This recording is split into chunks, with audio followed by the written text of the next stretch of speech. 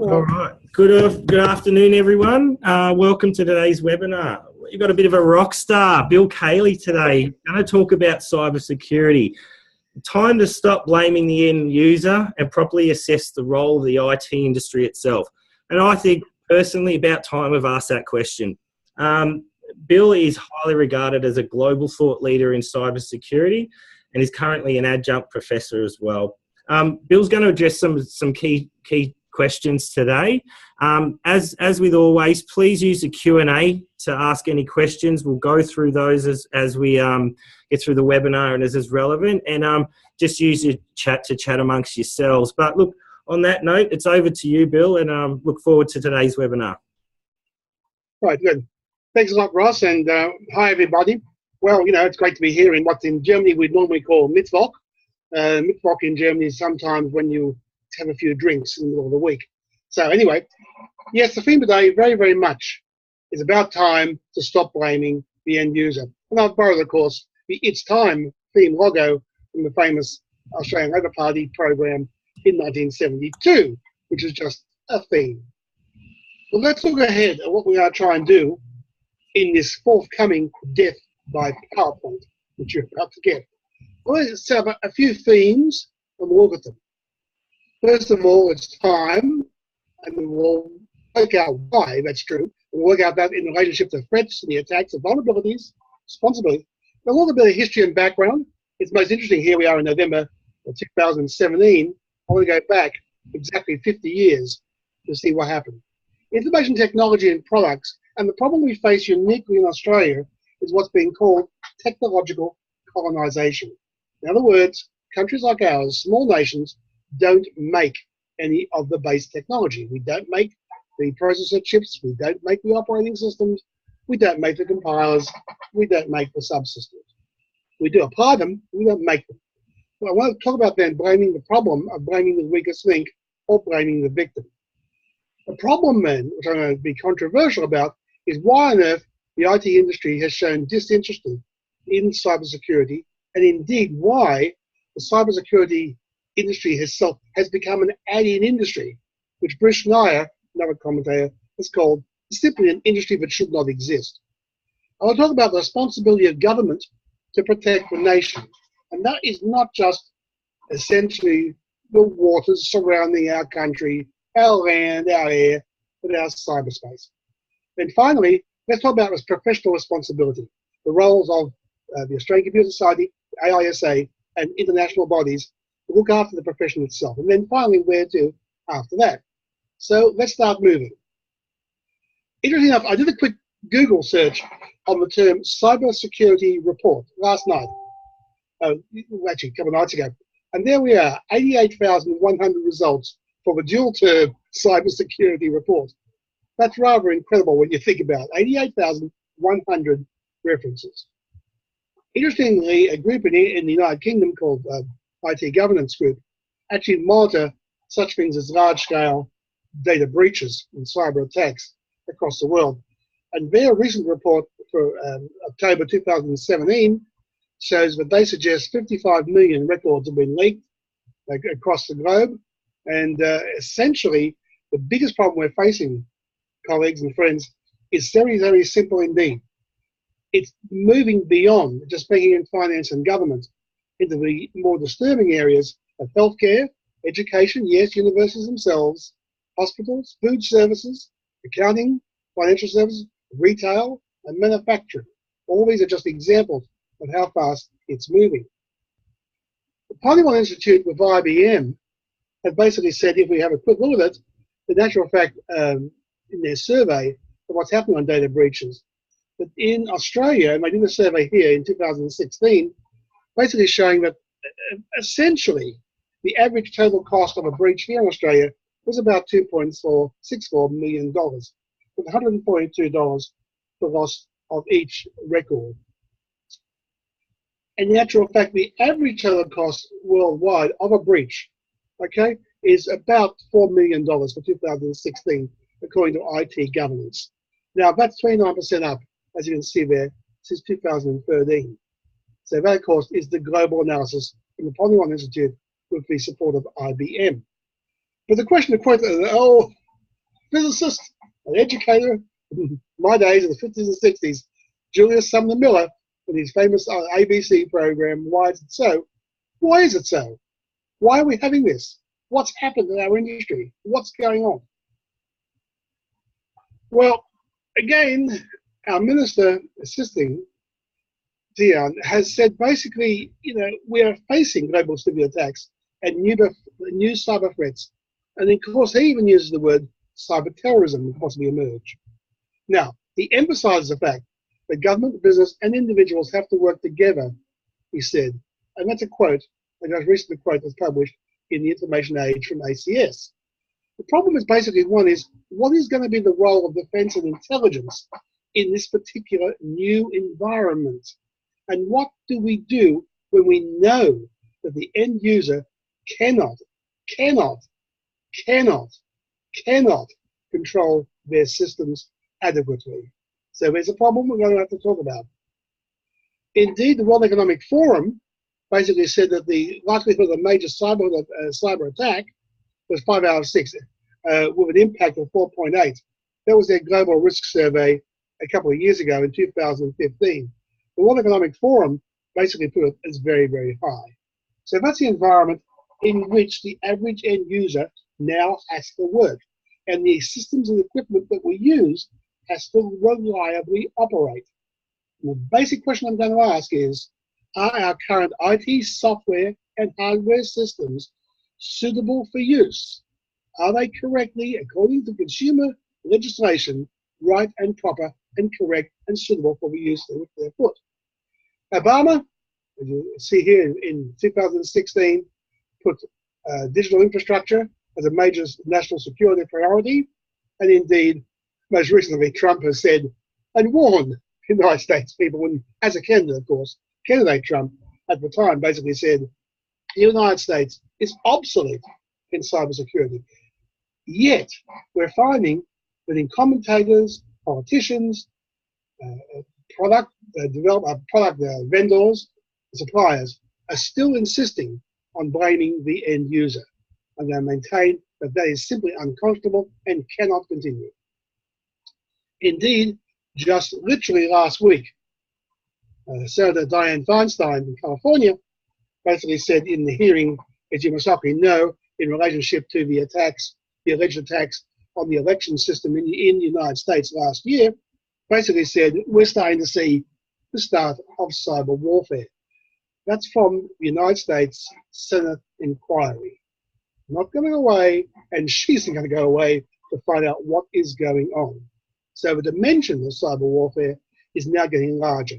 It's no longer just physical. We're now talking about influence, propaganda, the ability to influence an election. That's what we're facing. Now that's all the history and background. Let's go back. Nostalgia time. Let's go back 50 years. Indeed, a very good friend and colleague of mine, who's now departed the scene, Dr. Willis Ware of Rand Corporation, started the world's first major study of cybersecurity and what was needed back in 1967 under the Defense Science Board of the US Department of Defense. That led to a classified report, which was classified for quite a few years in relationship to what should be done in relationship to cybersecurity, and the products and systems offered, particularly for the United States defense and government usage. Not just end users, not just the ordinary commercial people, but the emphasis was on the requirements of national security, including defense and government. In actual fact, what's interesting about that one, and this is an actual picture taken from that 1967 report, which was declassified a bit later on, much to the happiness of Dr. Ware, who was surprised at the time that it was even classified. Anyway, the important thing about it is if you look at that picture, you'll find that essentially, even though it looks a bit dated, a lot of the themes are all there.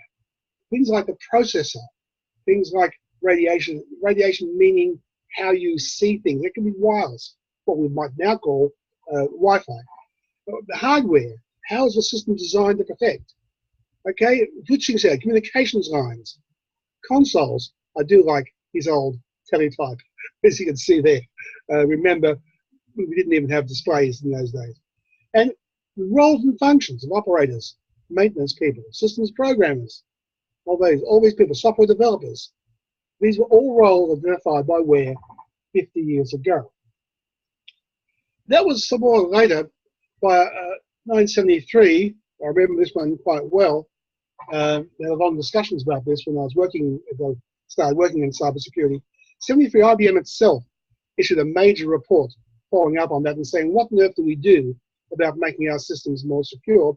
That was called the Data Security and Data Processing Report from IBM. Of course, 1974, for those who are nostalgic, ABBA won Eurovision with Waterloo. And of course, for those nostalgic people, President Nixon also was forced to resign.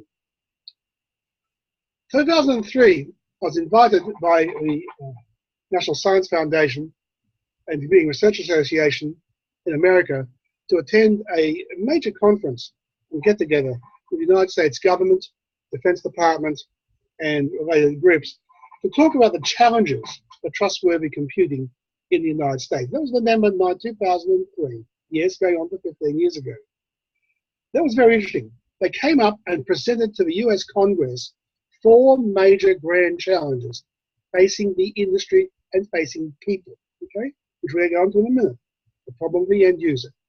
The idea was that hopefully the industry would work within 10 years to get rid of viruses, worms, spam, denial of service attacks, and that would happen in 10 years. Well, in actual fact, we all know it's exponentially increased, the complete reverse. The idea was that the profession, trying to go to the profession itself, to develop the tools and principles to enable us to construct large-scale systems of important societal implications, healthcare, government, what have you, that are highly trustworthy, besides being attractive targets. And we know that now because that's exactly what's happened with, of course, breaches all over the time. So let's move ahead. Same time, they proposed a research problem. Indeed, if we talk about insurance and risk in other areas, you're buying a house, financial, you take a loan, you go do a risk assessment on you. We don't yet even have today, this is about 15 years ago, we really don't have a quantitative information risk management procedures and sets suitable for the IT industry at all. But most importantly, and this is number 4, this is the one which of course concerns us today, for the environments of the future. Remember, as a group, we anticipated what would happen as the then new internet materialized. Remember, World Wide Web was hardly existing. Okay, what would happen? Pervasive computing environment, end users' security they can understand, and privacy they can control. And that was a key theme presented to the United States Congress and to congressional advisors just shortly after, in late November, early December 2003. Let's go back to that again.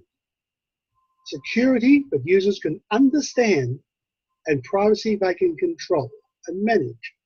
Well, colleagues, today, I'd say we're nowhere near that at all. We were supposed to be there 15 years ago. Now let's have a quick look. Essentially, the Wall Street Journal agreed with that. By 2004, they basically said as follows: computer software and the internet industries have badly failed us in relationship to protection of our information systems. Indeed, as we go ahead, I just listed in the next couple of slides just some of the major findings and warnings in relationship to the whole cybersecurity. Okay, basically as follows. Sam Nunn, I met Sam Nunn in the mid-1990s. Basically, he's the guy who really talked about the fact that he thought America wouldn't wake up, industry wouldn't wake up, politicians and policymakers wouldn't wake up until there was, quote, an electronic Pearl Harbor. Indeed, when IEEE Computer in 1998 said, essentially, security concerns come after the fact. In other words, in 1998, they were concerned that security would become an add-in rather than actually at development. Richard Clark, 1999, who I've met a few times, Richard said basically, national information infrastructure without any thought of including security in the United States. In 1998, as at the time, he was a White House National Coordinator for Cybersecurity. I met with him a few times. He retired from the White House and then basically said, in his new position, the situation is just going to get worse. It's going to get exponentially worse. Well, I'm afraid to say Richard was right. Butler Lamson of Microsoft said, well, will things get better? When security flaws cause serious damage, buyers change their priorities, and systems become more secure. But unless there's a catastrophe, such changes are very slow. So even Butler Lamson was saying that at Microsoft. But let's move up to just recently. Leon Panetta, United States. Again, coins the word a cyber Pearl Harbor based upon what Senator Sam Nunn said. Indeed, IT News in Australia basically said, well, what about Australia? Do we need a wake-up call at the same time? Admiral James Stavridis basically said the same thing in the United States last year, saying we're headed towards the start of Pearl Harbor. And of course, we now know under NATO Secretary General Stoltenberg has clearly stated that cyber is now a major military domain of action. That means something to us as professionals and means something to us, to the industry itself. In other words, we're creating products and systems and services which now have to act within a domain of conflict. And that's not me, that's NATO that said exactly that. And indeed, also, by the way, so is our Prime Minister. Okay, so let's have a quick look at the cyber added industry and what I call the brain game. Again, why does this industry exist and to the level it has now attained? Well, basically, what's interesting? Again, going back in time, 2004, at the time IT suppliers and manufacturers stepped up to the plate and made their products and systems much more secure. In other words, you shouldn't have to have a technology degree to manage a home computer. And that, by the way, was the director of the Business Roundtable of the United States. The Stans Institute, same time, kept saying, in essence, the vendors are promoting a blame the user strategy because they cannot or will not build comprehensive security solutions that protect their clients. Indeed, it's very interesting indeed that in 1983, when the IBM PC-AT came out, they used a new chip called the Intel 286 chip. That chip was based around the security facilities of what was then known as the multi-x system, highly secure hardware-based technology. In most systems, all the hardware-based protection technology has been turned off. In other words, the vendors just couldn't bother learning how to build their systems around the inherent hardware security features of the 286 chip. Okay. So again, blame the user tactic. Wall Street Journal saying the same thing. They cannot, or they will not comprehensive security solutions to protect their clients. They're not going to do it. Well, let's move ahead. Today, in Australia, we now have the Australian Cybersecurity Growth Network. But importantly about this, and quoting from that particular publication from our own government, global security market was worth $3.5 billion, cybersecurity in 2004, 35 times that in 2017. And indeed, the quote again from that, cybersecurity is the fastest growing and largest technology sectors. But it's hard to explain why is it so, how we got there, and what does it mean to us. Okay, well, here's the actual figures. Markets and Markets, which looks at the size of various industries throughout the world. They're based in California. They saw the market for cybersecurity add-on as being about 1.3, you can see there, 1.37 billion in 2000 this year, the size of that marketplace, growing to about 2.31 billion dollars in 2022. That's an annual growth rate of 11%. What they're basically saying is, why is it happening that way? Why is it so? We're starting to see data protection directives in the European Union. Cyber terrorism is a term that's now used. The Internet of Things, which we'll talk about in a minute. BYO devices, and web and cloud-based business applications, these last three of which have had very, very, very, very little interest in cybersecurity. It's been very much dependent on the add-in industry. Okay, the Cybersecurity Growth Center event is an approach from the Australian government, as you must likely know, to try and develop this add-in industry here in Australia, essentially as a separate industry. But again, I would say to Prime Minister, check what Israel's doing, and that $30 million might buy the coffee and tea for the institutions in Israel. It's extremely not really, it's petty cash compared to what's actually happening globally. But again, one of the major problems emerging is training, education, and research, the right people to be involved in cybersecurity, and that's a major challenge. So what is the industry disinterest? Well, here's a quote from 2002 from Brian Valentine, who at the time was in charge of Windows development at Microsoft. Our products aren't engineered for security. Not me, not me. This is Microsoft, Brian Valentine at the time. Of course, at the time, very important about that, as I already mentioned, the hardware security structures of the Intel PCAT were turned off. They weren't turned off by one operating system called GemSOS, which we'll talk about in a minute, which actually turned them on and became a major activity for the United States Air Force, where it was used for very, very highly secure message switching systems. Once again, Monday, dear old Microsoft, we didn't do a good job security. Didn't do enough engineering. We haven't created the intrinsic security in our systems. I should know that in 2002, the famous or infamous Palladium project at Microsoft. I'm using Microsoft as an example of a global company.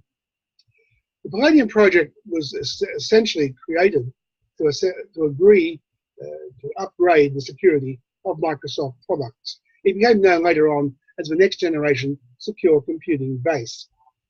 The problem with it was very interesting, and there's a quote when I talked to these people in Redmond at the time. The problem was the marketing people said something quite simple. The problem with this whole project was quite interesting. It rendered previous interfaces, what we call the APIs, for application development, and even for compilers, even things like Adobe, what have you, rendered them necessary to be changed. They had to change them at the very minimum and recompile your systems. They called that boiling the ocean from a marketing viewpoint because of simply the installed base. And of course, as we know, NGSCB has been largely abandoned. The question we really won is what might happen with Windows 10S, which has been largely talked about for some time. Okay, let's see. And why is it so? A long, long time ago, to quote that famous "In the Galaxy Far Away," if you Star Wars people, it basically said, Akerlof, who won the Nobel Prize in this area, said, problem is there's a market for lemons. Problem is simple. When you have essentially an unbalanced marketplace, where the seller knows much more about the product than the buyer, then you've got a problem. And that's a critical consideration in cybersecurity. It boils down to a need for independent evaluation and assessment, which the average user, mum and dad, the small business user, the ordinary software development group, the IT professional, needs independent evaluation and assessment. As we'll see in a minute, we do that for such things as cars, called the Motor Vehicle Standards Act. You see, we don't do anything like this in the IT industry, which is rather unusual. And of course, we need a strong regulatory environment, as Akerlof has said. Basically, otherwise, what happened is, as he put it, the market for lemons can simply take over. Okay, so let's have a look. As I mentioned earlier on, the problem we've got is that we import all of our IT products, systems, and major components. We don't make them here, although we used to, of course. And of course, in 1947, CIRAC, or now called CIRAC, was built in Australia by Trevor Pearcey and Maston Beard, as in Sydney, and later moved down to Victoria, down to Melbourne. So we had an early history in there. And by the way, we even used to build mini computers too, by the way, the CMAD 202 and others, but we've given up on that. Indeed, for those who remember the movie, Total Recall, there is the colony. And guess where the colony is? It's us. The problem with basically one evaluation. How do you know what you're buying? Well, Choice Magazine did the same thing on dried oregano in the supermarket. Can you imagine what it's like now if we talk about a computer system or a network system compared to literally a packet of dried oregano in your local supermarket? And why is that important? The problem is we're facing a global cybersecurity skills shortage, and indeed, as recently put in a magazine, Australia, that skills shortage will leave us open to global cyber attack. We won't know what we're seeing, and that's the problem. And one particular area of this, which is rather important, is Internet of Things.